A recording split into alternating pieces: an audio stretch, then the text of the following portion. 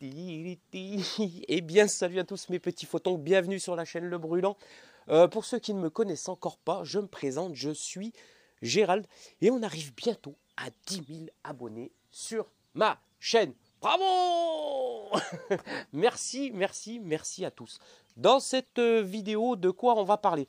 Eh bien, on va pas parler des générateurs d'air chaud Le Brûlant que vous voyez ici, puisque sur ma chaîne, on parle quand même assez souvent d'énergie solaire, générateur d'air chaud solaire, Le Brûlant, panneaux photovoltaïques, four solaire, maison qui fonctionne à l'énergie solaire. Et oui, je suis un grand fan de la grande boule jaune dans le ciel. Je pense même d'ailleurs que c'est la seule énergie viable et c'est une énergie d'avenir. J'y crois à fond et je suis persuadé que c'est la seule énergie qui nous permettra à nous humains de continuer à pouvoir consommer comme des porcs. Et oui, car on est des gros consommateurs. Donc je ne vous parlerai pas des générateurs d'air chaud Le Brûlant que je développe, que je commercialise. Donc j'ai créé ma petite entreprise qui s'appelle Le Brûlant et croyez-moi que il y a des jours, c'est pas facile d'être entrepreneur en France, c'est dur. Donc ça c'est le format mini. Je développe et je fabrique aussi des grands formats. Alors le format mini, il arrive bientôt dans quelques semaines. C'est très très très long, je sais, mais c'est comme ça, c'est la vie. Il n'y a rien de simple dans la vie. Donc je ne vais pas vous parler de ça. Aujourd'hui, je démarre une série de vidéos où je vais vous parler d'énergie photovoltaïque, donc de photovoltaïque et d'autoconsommation. Donc je vais vous parler des panneaux solaires, des onduleurs, de l'autoconsommation. Bref, il y aura plein de sujets qui vont arriver sur ma chaîne. Donc ces panneaux photovoltaïques avec leur rendement absolument tout moisi. Et oui, les panneaux solaires, c'est pas miraculeux. 21% de rendement, c'est-à-dire que sur 1000 watts d'un mètre carré, eh bien, il nous reste 210 watts transformés par le panneau solaire.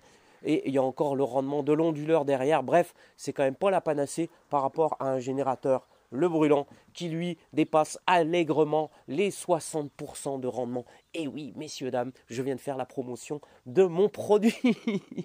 Et en plus, il est entièrement fabriqué en France et dans des matériaux recyclables. Donc on va parler de photovoltaïque et dans cette vidéo plus particulièrement on va parler d'onduleurs parce que j'ai eu la magnifique l'idée absolument géniale, je suis un génie, d'investir dans des onduleurs chinois, une chinoiserie, une drouillerie, c'est de la merde. Donc j'ai fait une erreur et je voulais vous la partager, celle-là, parce qu'elle est quand même assez magnifique. Donc je vais vous parler de ces onduleurs de la marque Mars Rock que j'ai acheté sur un des plus grands sites, le plus grand site chinois.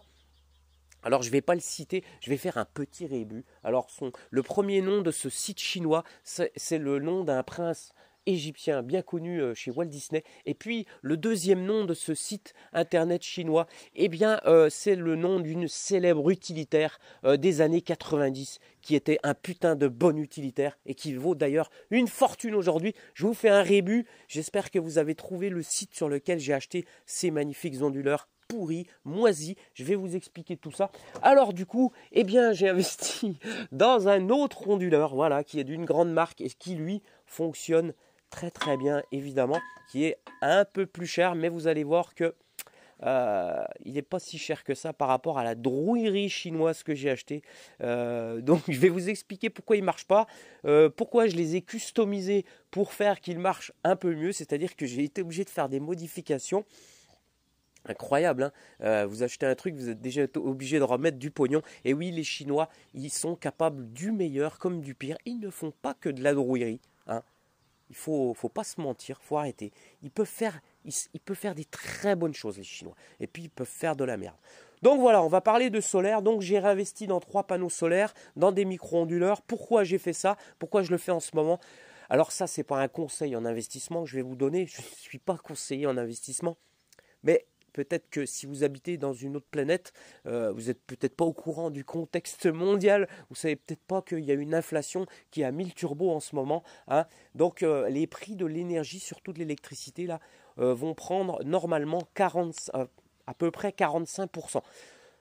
Ça devait se faire cette année, mais notre gouvernement qui gouvernement qui est extraordinaire, il a mis en place un bouclier sur le prix de l'augmentation de l'électricité pour cette année. Alors on verra, comme tout bouclier, hein, il est en train de s'user, de s'effriter. On verra combien de temps ça va tenir, mais normalement on devrait prendre entre 30 et 50% d'augmentation sur notre facture. Ça fait plaisir quand même d'entendre des bonnes nouvelles comme ça, hein. Ça donne envie de consommer. En même temps, c'est la seule méthode, hein, de toucher le pognon pour que les gens soient un peu plus efficients. Et oui, c'est la dure réalité, mais on est humain, hein, on est complètement taré. Donc voilà pourquoi je pense qu'il est c'est le bon moment d'investir dans du photovoltaïque, parce que les prix s'étaient vraiment bien effondrés sur l'électronique et les panneaux solaires. Et puis avec l'inflation qui a mis le turbo, c'est en train de remonter, mais on est encore un peu dans le creux de la vague. Donc les prix sont pas chers et l'électricité va prendre une cartouche. Donc c'est peut-être le bon moment d'investir dans du photovoltaïque. Et puis dans cette série de vidéos, j'essaierai de vulgariser un peu l'autoconsommation, puis je vous montrerai comment c'est devenu, mais alors d'une simplicité enfantine pour brancher des panneaux solaires et devenir producteur d'électricité. Mais c'est d'une simplicité, c'est incroyable. On parlera aussi de l'influence de la crasse sur la production de nos panneaux solaires. On parlera de l'orientation des panneaux solaires, puisque moi j'ai un tracker solaire. Donc on verra la différence entre un tracker et des panneaux fixes. On parlera azimut, élévation, bref, de 2 ou 3 applications que j'utilise pour bien orienter nos panneaux. Bref, il y a plusieurs sujets que j'aimerais partager avec vous. Mon retour d'expérience. Voilà. Donc là, on va aller à l'atelier. On va disséquer cette drouillerie là d'onduleur que j'ai envie de lui mettre des grands coups de marteau dans sa tronche. Et puis, alors j'en ai acheté 3, j'en ai grillé un, je vous explique tout ça, vous allez voir, c'est assez comique.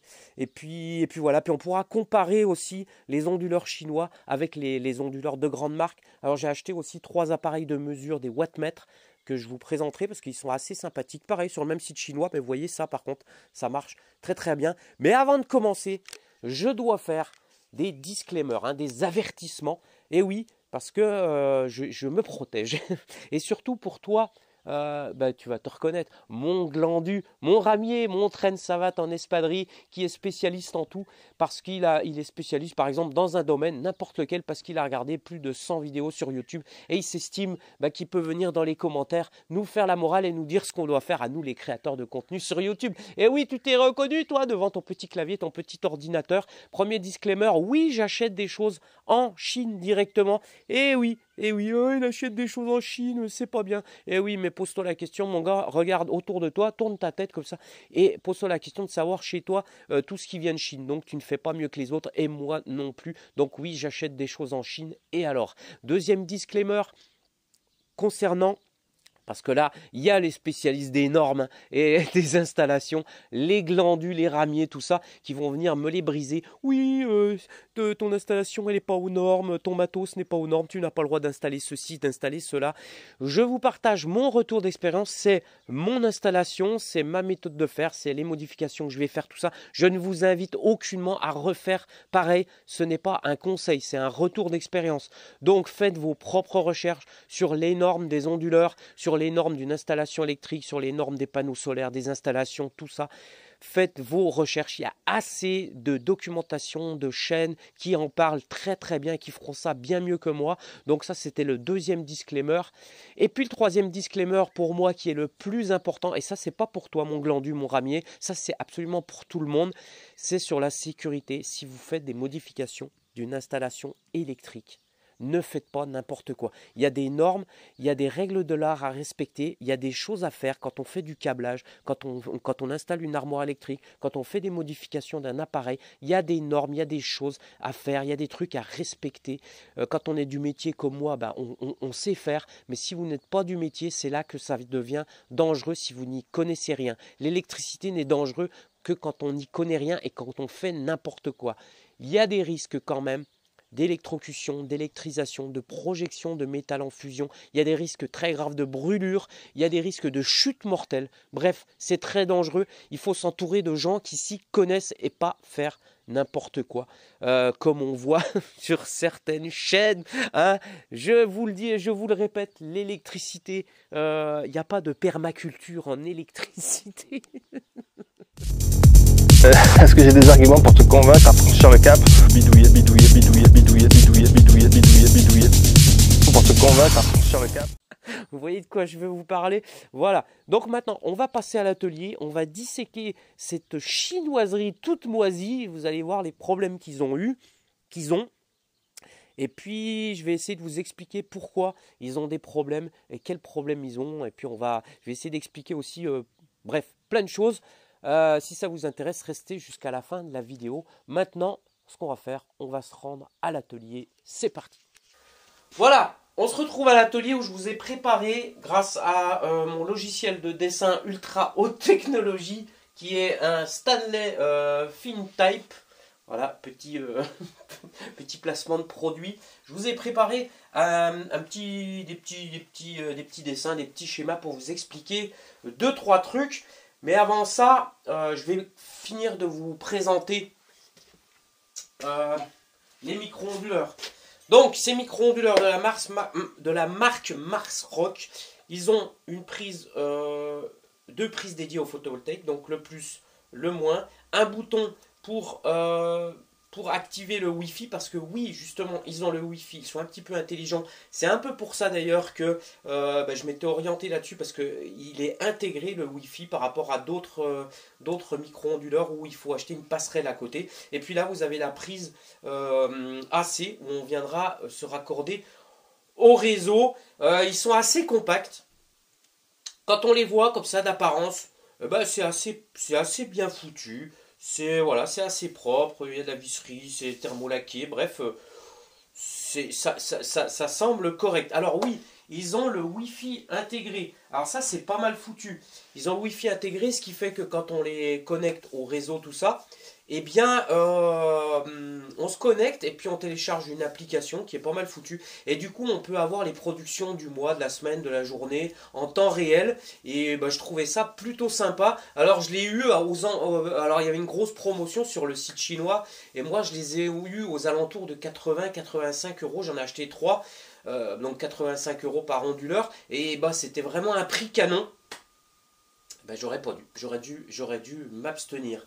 Alors maintenant, je vais vous parler des problèmes qu'ils ont, ces micro-onduleurs. Quels problèmes ils ont? Premier problème qu'ils ont, et qui n'est pas des moindres, c'est qu'ils chauffent énormément. Et ils n'arrivent pas à dissiper la chaleur. Et ils chauffent énormément. À quel moment? Eh bien, entre midi et 14 heures, là où il y a le pic de production, ils sont incapables de rester en fonctionnement. Donc, ils se coupent. Ils se mettent en sécurité et ils attendent de refroidir. Et après, ils redémarrent tout seuls. Alors, j'ai eu le glandu de commercial de Marsrock par mail. Et le gars me dit, c'est normal qu'ils se coupent, ils se protègent, si jamais ils arrivent en surchauffe, tout ça. Je dis, oui, mais ça oui, vous avez tout à fait raison. C'est normal qu'ils se coupent puisqu'ils sont en surchauffe. Ce qui n'est pas normal, c'est qu'ils surchauffent tout le temps. Et qu'ils n'arrivent pas à être capacitaires. Deuxième problème qu'ils ont, et pas des moindres non plus, c'est que oui, ils ont le Wi-Fi, oui, ils sont capables de nous dire combien ils produisent à la journée, à la semaine, au mois, tout ça. Mais les calculs sont pas bons, Kevin. Et non, parce qu'ils racontent que de la merde. Et oui, parce que 3 onduleurs différents, puisque j'en ai acheté 3, 1, 2, 3 onduleurs différents, qui sont branchés respectivement sur chaque panneau solaire, eh bien, si je les oriente exactement pareil, au même moment de la journée, il n'y en a pas un qui dit pareil. Il y en a un, par exemple, qui va me dire « Je produis 420 watts », ce qui est totalement impossible, puisque mes panneaux font 380 watts. Donc, vous voyez bien qu'il y a un véritable problème. Le deuxième va me donner une valeur, et le troisième va me donner une valeur différente. Je les ai nettoyés pareil, bref, il devrait y avoir un petit écart de mesure, mais ça devrait rester cohérent. Donc, en fait, ce qu'il nous raconte, eh bien, c'est de la merde. Voilà. Et puis le troisième problème, qui n'est pas des moindres non plus, le problème qu'ils ont, c'est que, vous allez voir, il y a un fascicule, donc qui est tout moisi aussi, qui est absolument pourri, c'est de la merde, qui nous donne les datasheets, les données techniques. Et ces panneaux, ils sont donnés pour avoir une puissance d'entrée maximum de 400 watts en entrée, et qui peuvent restituer un peu moins de 400 watts, on va dire 380 watts, moins le rendement. Et en fait, ces datasheets, elles sont faux. Et les Chinois, ils sont pénibles avec ça. C'est qu'ils sont tout le temps en train de gruger. Il faut tout le temps qu'ils en disent, mais trop, beaucoup trop. Ils multiplient par 2 les chiffres, et puis c'est chiant. Donc, Moi, j'ai acheté ces onduleurs en me disant ils sont capacitaires parce que moi j'ai des panneaux 380 watts crête, la puissance indiquée dans les magasins, comme le dit le célèbre Archirato, le spécialiste en énergie solaire. Pour les panneaux, c'est la même chose pour les éoliennes. Vous avez la puissance indiquée dans les magasins et la puissance nominale. Donc, ces onduleurs devraient normalement être capacitaires pour absorber la puissance générée par mes panneaux qui font 380 watts. Surtout qu'un panneau solaire, je vais vous dire, il n'est jamais à puissance maximale. Ça n'arrive quasiment jamais, à part dans les usines où ils sont testés. Il y a trop de facteurs qui rentrent en jeu pour qu'ils arrivent à fournir 380 watts. Donc, ces onduleurs, troisième défaut qu'ils ont, c'est qu'ils ne disent pas la vérité, mais alors pas du tout. Donc, mon sentiment, c'est quoi, moi? Mon avis sur ces onduleurs. Je vais vous montrer. Vous voyez, ça c'est la platine électronique qu'il y a à l'intérieur de l'onduleur. Eh bien, c'est pas mal foutu. Ce que j'y vois, c'est que c'est bien soudé, les composants ont l'air... Alors, je ne suis pas un grand spécialiste en électronique, mais ça a l'air tout à fait correct. Voilà, ici il y a le module Wi-Fi, il y a des transfos, bref. Ça n'a pas l'air si déconnant que ça. Ça n'a pas l'air d'être de la trop mauvaise qualité. Il y a malgré tout des problèmes de conception dus à la dissipation de la chaleur. Et je me dis que ces onduleurs, en fait, ils peuvent être très bien. Si vous avez une petite application, que vous n'avez pas envie d'y mettre beaucoup d'argent, vous avez besoin d'un petit peu d'électricité dans un lieu, je ne sais pas, eh bien, vous achetez un panneau 240 watts, vous y collez ces onduleurs-là. Je pense que pour de 250 watts, ils sont largement capacitaires et qu'ils offriront des très bons services. Mais voilà, moi ce que je vois, c'est que dès que ça dépasse 250-300 watts, là ils se mettent à chauffer énormément et c'est plus la peine, ils se foutent en sécurité. Donc ils ne sont pas du tout adaptés pour de la grosse puissance de 380 watts, comme c'est dit dans les datasheets. Mais si vous avez un truc à pas cher à faire, je sais pas, dans une cabane de jardin, puis vous avez besoin d'un peu de jus avec pas beaucoup de puissance, eh bien je pense que ça pourrait faire le taf. Donc moi je vais quand même les garder, je vais vous montrer ce que j'ai fait donc je vous montrerai après, on va faire un petit timelapse, je vais vous montrer ce que j'ai fait pour résoudre les problèmes de dissipation de chaleur. Avant cela, la vidéo va être un peu longue mais il y a plein de choses intéressantes à dire et j'avais envie de la faire en une seule vidéo.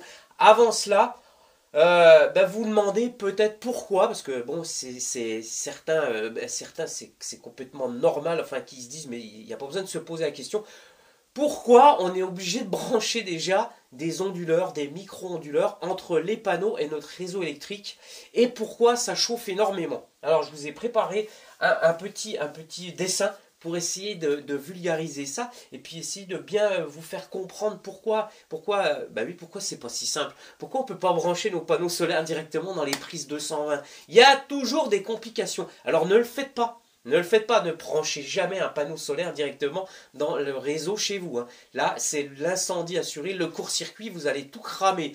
Donc, on va essayer de comprendre un petit peu pourquoi je vais essayer de vulgariser tout ça.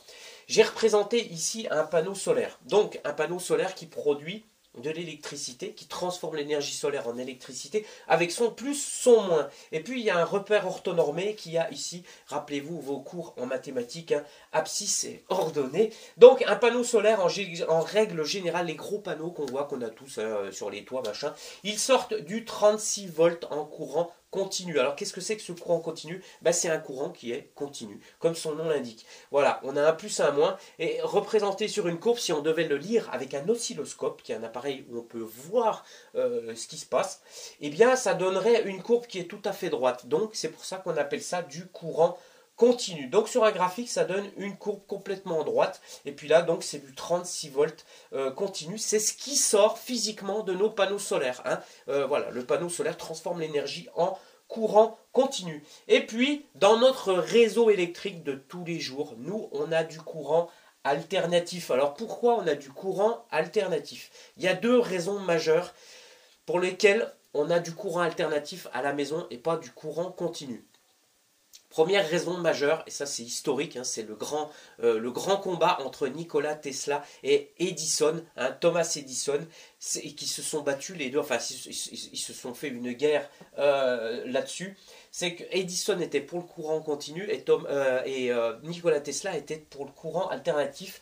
Eh bien, la première raison majeure, c'est que pour transformer de l'énergie mécanique en énergie électrique dans les centrales nucléaires, dans les barrages, ou alors simplement, par exemple, dans un groupe électrogène, ce sont des machines tournantes où il y a des pôles, un pôle plus, un pôle moins, un pôle plus, un pôle moins. Et comme cette machine tourne, eh bien, ça alterne entre plus et moins, ce qui donne du courant alternatif. C'est la première raison majeure pour laquelle on a du courant alternatif à la maison. Et puis la deuxième raison majeure, c'est que le courant alternatif est bien plus facile à transporter dans les lignes, parce que en France ou dans le monde, l'électricité, les productions d'électricité sont très centralisées. Les barrages, les centrales nucléaires, les grosses centrales sont dans des lieux fixes, dans des lieux bien déterminés qui sont loin de chez nous, qui peuvent être à des centaines de kilomètres. Donc il faut transporter le courant très très très loin. Tout est centralisé. Eh bien, pour transporter le courant très loin, le courant alternatif, c'est plus facile, alors pour plein de raisons que je ne vais pas détailler ici, mais en tout cas, c'est les deux raisons majeures pour lesquelles on a du courant alternatif à la maison. Et donc, on a du courant sinusoïdal alternatif de 50 Hz, puisqu'il varie entre le plus et le moins 50 fois par seconde. C'est pour ça que c'est du 240 volts VAC, c'est ce qu'il y a dans notre réseau électrique de tous les jours. Et pour les puristes, pour ceux qui se rappellent de leur cours d'électrotechnique, c'est du 311 sinus oméga T. Donc on se retrouve avec une paire, un neutre et une phase pour ceux qui ont du monophasé chez eux. Donc c'est du courant alternatif. Et ce qu'on voit bien, c'est qu'entre les deux courants, il n'y a rien de commun. La tension n'est pas la même et le signal n'est pas du tout le même. Donc, que fait l'appareil micro-onduleur? Eh bien, il va transformer ce courant-là en ce courant-là. Donc, il est au milieu. Il est entre le panneau et le réseau de la maison. Et donc, avec toute l'électronique que vous voyez qui est là-dedans, eh bien, il va faire, qu'est-ce qu'il va faire? On va dire qu'il va faire du hachage. En fait, il va triturer ce courant-là et pour le transformer en ça. Et pour faire du hachage, pour transformer ça en ça, eh bien, il a besoin d'électronique de puissance. L'électronique de puissance, c'est ça. C'est ces composants qu'on voit ici, c'est des triacs, des thyristors. Et eux, ils vont être très très sollicités, ils vont alterner très très vite et ils vont consommer un peu de courant, mais ils vont chauffer fortement. C'est pour ça qu'il y a des dissipateurs au cul. Donc c'est pour ça que les onduleurs produisent beaucoup de chaleur parce que il y a du hachage. Et le hachage, eh bien ça chauffe énormément. Voilà. Et donc le problème qu'ils ont, eux, c'est qu'ils ont du mal à dissiper la chaleur. Donc, ces onduleurs, la première chose qu'ils vont faire, ou ces micro-onduleurs, le micro-onduleur, le principe, c'est d'en mettre un par panneau. On peut aussi faire de l'autoconsommation avec des gros onduleurs centralisés. On prend un seul onduleur et on raccorde tous ces panneaux solaires dessus. Donc, qu'est-ce que je voulais dire? Oui, je sais plus. Ces micro-onduleurs, oui, quand on les branche au réseau, la première chose qu'ils vont faire, c'est qu'ils vont regarder le signal qu'il y a en sortie. C'est-à-dire qu'ils vont regarder la courbe qui est ici, la sinusoïdale, et ils vont essayer de reproduire exactement la même. On dit qu'ils vont rentrer en phase. Ils vont faire du pur sinus. Voilà ce qu'ils vont faire. Et il y a une chose qui est très très importante, que je vous parlais tout à l'heure vis-à-vis des normes. C'est que ces onduleurs, ils ne sont pas faits pour produire de l'électricité quand il n'y a pas d'électricité chez vous. C'est un peu le paradoxe de l'autoconsommation. On est producteur d'électricité uniquement quand on a l'électricité. Et oui, parce qu'ils sont obligés d'observer la courbe d'électricité que nous fournit EDF pour reproduire la même et pour que nous, on puisse produire exactement la même chose. Par contre, si EDF coupe le courant, eh bien l'onduleur, lui, il doit se couper complètement à l'instant, à quelques millisecondes après que le courant soit coupé, il doit se couper aussi. Pourquoi? Parce que, eh bien, si vous avez une intervention d'un technicien EDF sur la ligne à proximité de chez vous, vous voyez le poteau à côté de chez vous, le mec il est en train de faire des travaux, je sais pas, il a des choses à faire sur le réseau. Donc, il vous a envoyé un SMS, EDF vous a appelé, vous a envoyé un email et vous a dit attention, à telle date on va couper le courant. Ok? Eux, ils coupent le courant, vous savez que vous n'avez plus de courant chez vous. Eh bien, si vous produisez de l'électricité, votre micro-onduleur est raccordé au réseau, vos panneaux produisent de l'électricité, eh bien, vous allez renvoyer du courant chez vous, de l'électricité, par exemple du courant alternatif chez vous. Eh bien, si ce courant il repart dans le réseau électrique commun, eh bien vous avez un risque d'électrisation, vous avez un risque mortel pour le technicien qui se trouvera sur la ligne. C'est pour ça que les micro-onduleurs, quand on fait de l'autoconsommation, eh bien ils se coupent instantanément, et ça ils sont obligés de le faire, sinon c'est très dangereux et on peut renvoyer du courant sur la ligne.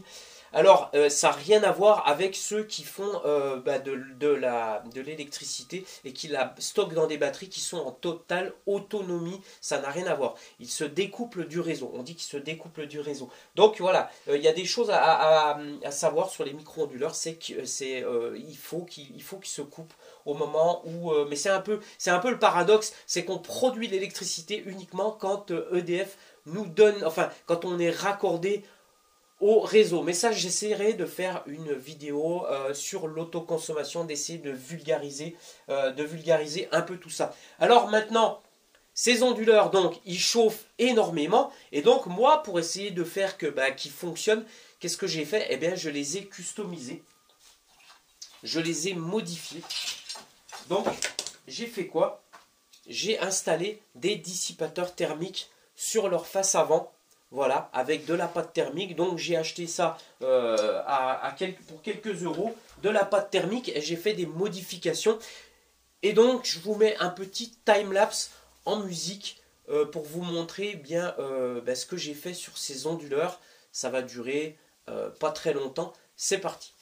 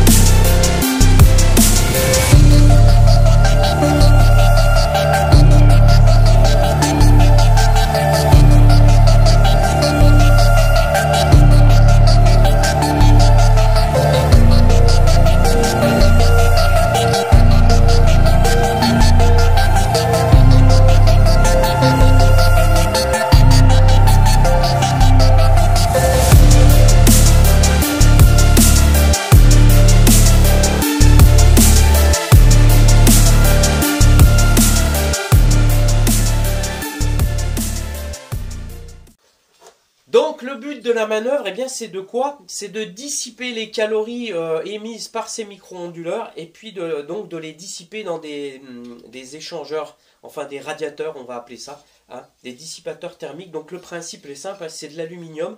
Par conduction, la chaleur va passer sur les plaques et puis elle va arriver sur le dissipateur. Et le dissipateur, lui, avec ses ailettes, eh bien, en fait, il augmente la surface d'échange avec l'air, et c'est l'air qui va tenter d'échanger les chaleurs avec la plaque et de refroidir tout ça le mieux possible. Alors, les résultats, quels sont-ils?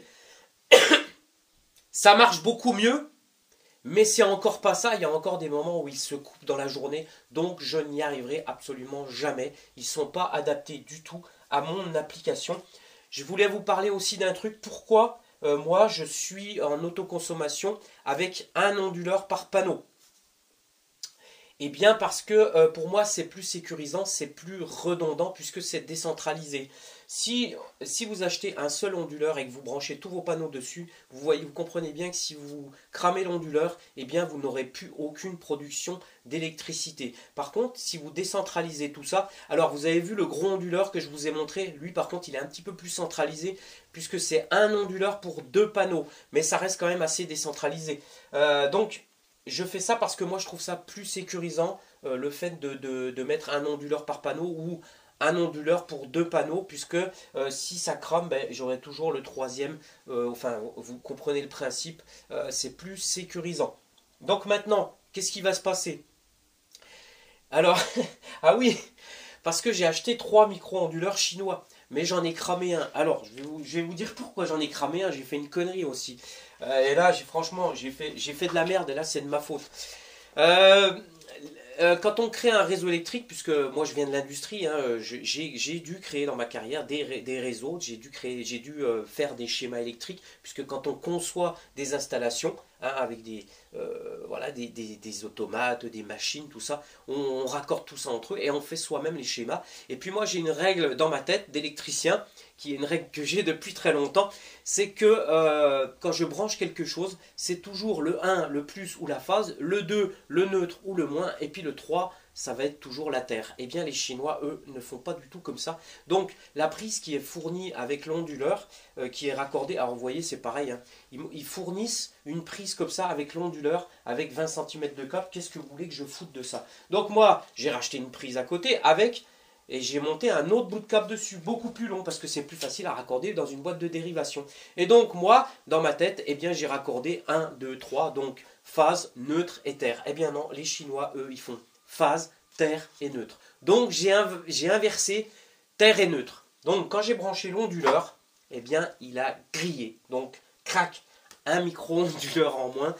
Ce qui est bizarre, c'est en inversant neutre et terre, l'onduleur a quand même grillé. Avec le régime de neutre, enfin bref, je ne vais pas rentrer dans les... Mais je trouve ça, c'est quand même bizarre. Donc la seule bonne information qu'il y avait dans leur fascicule tout moisi, eh bien c'était le branchement électrique qui était le bon.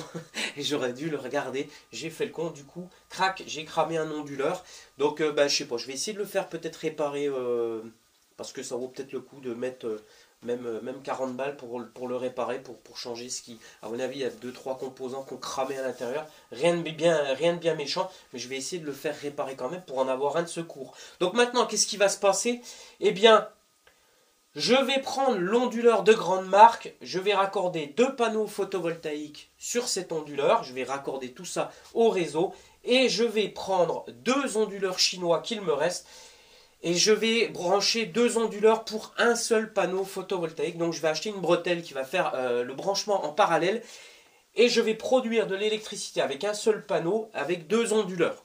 Et normalement, ça devrait beaucoup mieux se passer, puisque les onduleurs auront que la moitié de puissance du panneau. Et j'espère que j'aurai une bonne surprise, que les panneaux vont marcher, que les onduleurs vont marcher pendant peut-être 5 ans, 6 ans, 10 ans, 20 ans, j'en sais rien. Peut-être qu'ils marcheront super bien. Je vous dirai ça dans la suite des vidéos. Voilà, vous verrez ça sur ma chaîne, peut-être dans des années. Peut-être que ça va super bien se passer, puis que ça va fonctionner très très bien. On verra bien. Et puis je vais comparer aussi les puissances entre l'onduleur de grande marque et les onduleurs chinoiseries. On verra bien ce que ça donne. Mais en tout cas, il raconte absolument n'importe quoi. Donc pour ce faire, hein, j'ai acheté aussi des wattmètres que voici, et ça c'est pas mal. Je vous en parlerai aussi dans d'autres vidéos. Bon, c'est pas du sponsoring, hein, je vous partage juste mon retour d'expérience. Ils sont vraiment pas mal ces petits appareils, et je suis bien content de les avoir achetés, parce que c'est facile à câbler, et eux au moins ils disent des choses tout à fait concrètes. Voilà pour cette vidéo. Ce qui a été très long, mais bon, j'avais pas fait de vidéo depuis un moment. J'espère qu'elle vous aura intéressé. Si vous êtes resté jusque là, eh bien bravo, parce que c'était un sacré pavé. Ah, eh bien oui, mais bon, j'avais pas mal de choses à vous expliquer. Voilà pour le photovoltaïque, enfin sur les onduleurs chinois. Voilà, je prépare les autres vidéos. Alors, je m'excuse pour ne pas répondre aux commentaires, mais je n'ai absolument plus le temps de le faire. Voilà, j'ai pas beaucoup de temps non plus pour faire des vidéos. J'en profite là parce que j'ai un peu de temps pour moi, mais croyez-moi que ça devient difficile, donc je m'excuse pour ceux. Si vous avez vraiment besoin de communiquer avec moi, envoyez-moi un mail, j'y répondrai, peut-être. Alors je réponds à tous les mails concernant le brûlant bien évidemment, mais pour tout ce qui est questions techniques, machin sur plein de trucs, j'ai de plus en plus de mal sur la chaîne, voilà, ça devient très très compliqué, je m'en excuse.